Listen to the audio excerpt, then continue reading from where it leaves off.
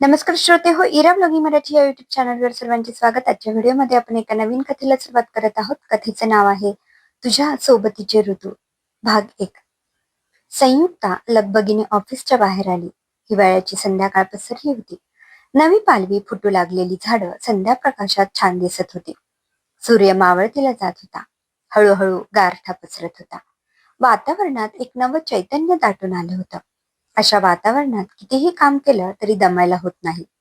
तिच्या गोऱ्या रंगावर लाल छटा पसरली होती. मावळतीच्या सूर्याचा प्रकाश तिच्या चेहऱ्यावर पडून एक वेगळंच तेज झळकत होतं. हलकेच आलेल्या गारव्याने संयुक्ताचं अंग शहारलं. वाऱ्याशी स्पर्धा करणारा पदर तिने खांद्यावर लपेटून घेतला. कॉटनची निळसर साडी, सिवलेस ब्लाउज, लांबसडक केसांचा अंबाडा बांधूनही सुटलेल्या बटा वाऱ्यावर डुलत होत्या. तिच्या कानातले डूल तिच्या होणाऱ्या लयबद्ध हालचालींसोबत डुलत होते. काजळ घातलेले पाणीदार डोळे भरून आल्यासारखे दिसत होते. त्यात अस्थिरपणा तरळत होता आणि चेहऱ्यावर उत्कटता दाटून आली होती. अजून किती वेळ? तिने हातातल्या घड्याळाकडे बघून एक उसासा सोडला. इतक्यात घरी जायची बस समोरून धावत जाताना दिसत होती. चहाची आलेली तलप संयुक्ताचं मन अस्वस्थ करत होती. इतक्यात जवळ एक बाईक येऊन थांबली. वीर, किती वेळ? मला वाटलं तू ऑफिसमध्ये येशील. शेवटी वाट बघून मी खाली आले.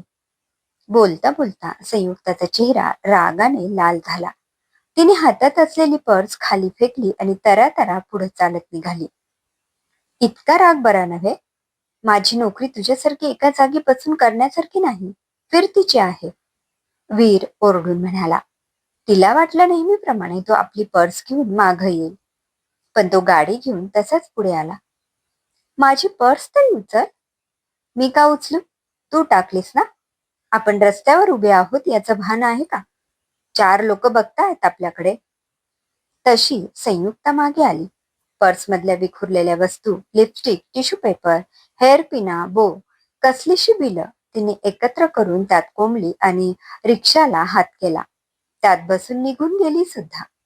वीर मात्र हतबल होत पाठमोऱ्या रिक्षाकडे बघत राहिला. काय जमाना आलाय? आपल्या वेळी असं अजिबात नव्हतं हं. हल्लीच्या मुलांचं काय सुरू असतं देव जाणे. रस्त्यावरून जाणाऱ्या 2 बायका आपापसात बोलत होत्या. सुमारे 20 मिनिटात संयुक्ता घरी पोहोचली. छोटस फाटक उघडून आत आली. तिने लावलेली झाडं फुलून आल्यासारखी दिसत होती. सकाळी उमललेली फुलं मात्र सुकून गेली होती. संयुक्ताने त्यावर प्रेमाने हात फिरवला. झाडांवर इतकं प्रेम करतेस तितकं माणसांवर करत जा. वीरचं वाक्य आठवलं तिला. हलकेच हसून तिने पर्समध्ये हात घातला, पण किल्ली नवऱ्याकडे होती. सकाळी तो उशिरा बाहेर पडला म्हणूनच तिला न्यायला येणार होता ना. त्याला फोन करण्याऐवजी तिची पावले कोपऱ्यावरच्या चहाच्या टपरीकडे वळली. साहेब आले नाहीत? चहावाल्याच्या प्रश्नावर संयुक्ताने नकारार्थी मान हलवली. एक फुल, पण जरा स्ट्रॉंग, तिने पटकन ऑर्डर दिली. ते काय मला माहित नाही काय? तुम्ही येताना दिसला आणि चहा तयार ठेवलाय मी. सत्याने चहाचा कप पुढे केला. त्याची बायको संयुक्ताकडे टक लावून बघत होती. ताई, कानातले सुंदर आहेत. ती हाताचा मोर नाचवत म्हणाली. प्रतिक्रिया म्हणून संयुक्ता हसली, पण तिला वाटलं हिला आपल्याबाबत जेलेसी तर वाटत नाहीये ना. रोज ही आपल्याकडे अशीच पाहत असते. कधी आपल्या साडीचं, ड्रेसचं, पर्सचं, तर कधी कानातल्याचं कौतुक करत असते. असो, आपल्या मनात असुरक्षितता असली की जगही तसंच दिसतं म्हणा. आई नेहमी म्हणायची. ताई, साहेब आले बघा. सत्या चहा ढवळत म्हणाला. किल्ली माझ्याकडे आहे. रागाच्या भरात आलीस, पण किल्ली विसरलीस ना. नवऱ्याचा चहा पिऊन होईपर्यंत संयुक्ता काही न बोलता तशीच बसून राहिली. आज बोलचाल बंद वाटतं, सत्या मध्येच म्हणाला. तुला काय करायचंय? संयुक्ता मानेला झटका देत म्हणाली आणि जायला निघाली. आत्ताही मागून नवरा आलाच नाही. तिला आश्चर्य वाटलं. आज हा असा का वागतोय? तुझे नखरे आता मला सोसवत नाहीत. मागून आवाज आला तशी ती दचकली. हातात किल्ली देऊन तो निघून गेला. आता कुठे गेला हा? आपल्याच विचारात मग्न असलेल्या संयुक्ताने घर उघडलं. प्रत्येक घरात एक प्रकारचा मंद सुवास दरवळत असतो, तसा इथेही होता. स्वतः सजवलेलं आपलं जुन्या धाटणीचं छोटस घर पाहून तिला प्रसन्न वाटलं. नर्वस मूड थोडासा चेंज झाला. त्या घरी असं फिलिंग नव्हतंच मुळे. पण नवऱ्याने निर्णय घेतला आणि लहानसं का होईना स्वतःचं घर झालं. त्या बाबतीत मात्र त्याला मानलं पाहिजे. फ्रेश होऊन तिने देवापुढे दिवा लावून सकाळचा स्वयंपाक किती शिल्लक आहे हे पाहिलं आणि ती मोबाईलमध्ये डोकं घालून बसली. बरेच मेसेज येऊन पडले होते. काही कामाचे तर काही टाइमपास म्हणून केलेले. तिने कामाचे मेसेज बघून बाकीचे चक्क डिलीट केले. हल्ली संयुक्ताला सोशल मीडियाचा कंटाळा येईल.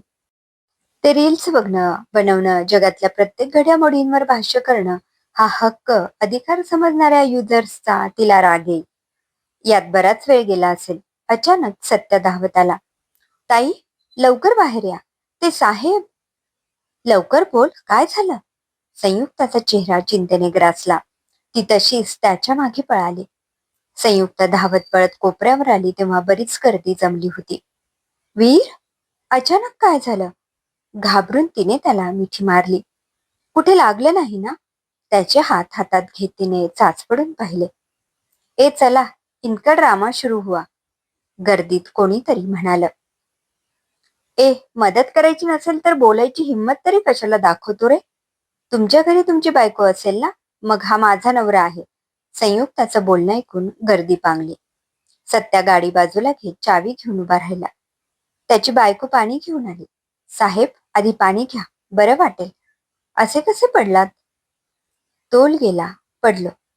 डोक्यात 1760 विचार असतात. टेन्शन, काळजी असते ती वेगळीच. वीर, हे ऐकून संयुक्ताची मान खाली गेली. सॉरी, मी चुकले रे. तिच्या डोळ्यातून आसवं गळू लागली. तुला समजून न घेता तुझ्याकडून मी किती अपेक्षा करते. अजून घराचं कर्ज फिटायचं आहे, गाडीचे हप्ते बाकी आहेत. मला कळतंय, पण वळत नाही. तिने आधार देत वीरला उठवलं. फार लागलंय का? काळजीने संयुक्ताने त्याच्या खांद्यावर हात ठेवला. नाही, तुम्ही चालत जा, मी गाडी पोहोचवतो घरी, सत्या म्हणाला. दोघेही घरी आले. पाठोपाठ सत्य आला. आजपासून वीरला अजिबात त्रास द्यायचा नाही असं ठरवत संयुक्ताने पटकन स्वयंपाक केला. नवऱ्याला काय हवंय हे आपण बघतच नाही. उलट त्याने आपल्या अपेक्षा पूर्ण केल्या नाहीत म्हणून त्याच्यावर राग धरतो.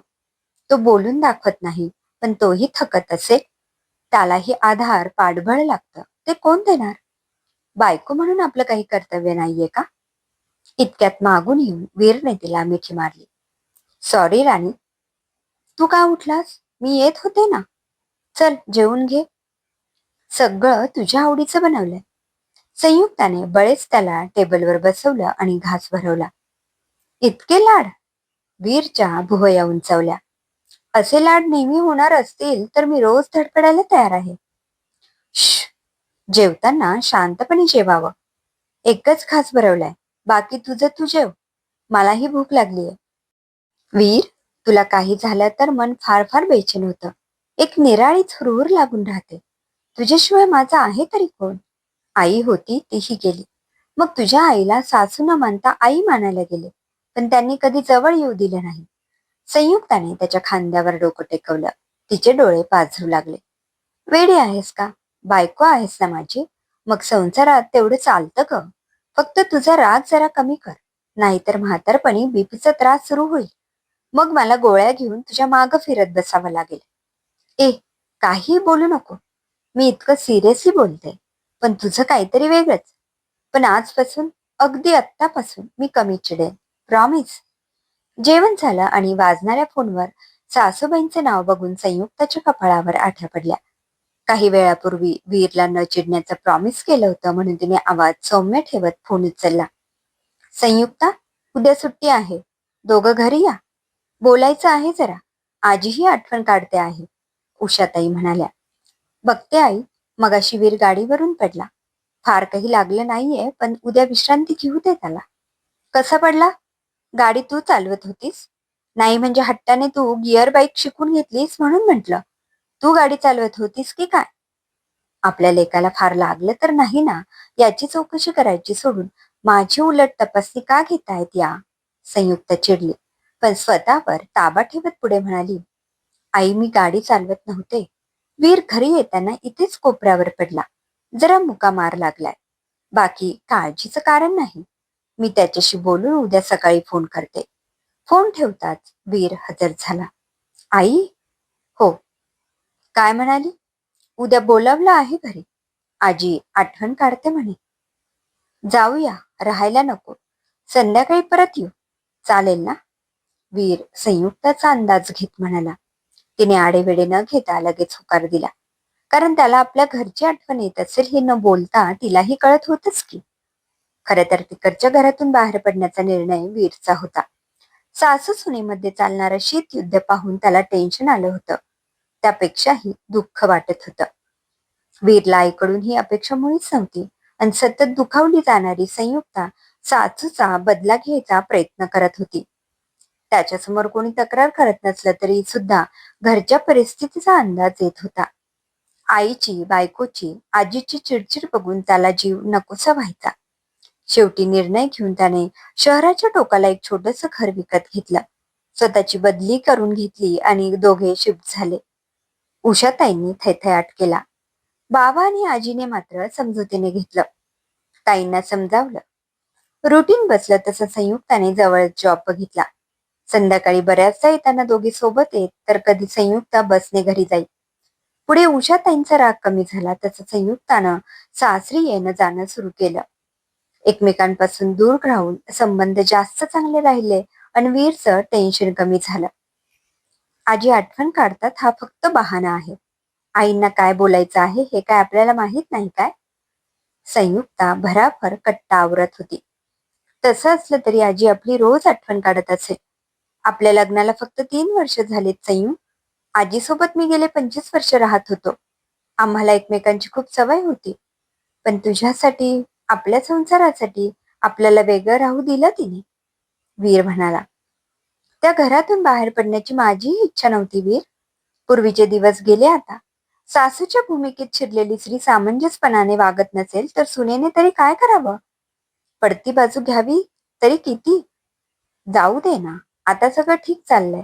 मग जुन्या आठवणी नकोत. बरं, उद्या बसने जाऊ, गाडी नकोच. म्हणजे संध्याकाळी निघता येईल. इथे यायला 7 वाजता शेवटची बस असते. ती पकडून बाहेर जेवून घरी येऊ.